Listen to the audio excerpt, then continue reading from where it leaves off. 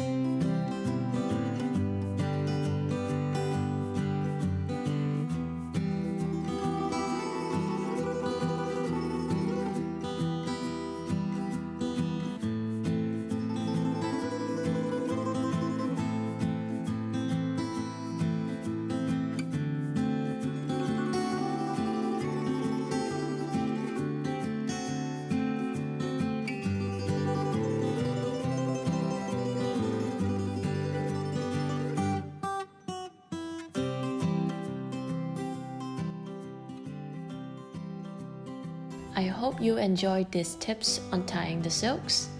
Which one do you prefer? If you have other tips on silk care, leave me a comment below. Have a wonderful day and see you in the next video.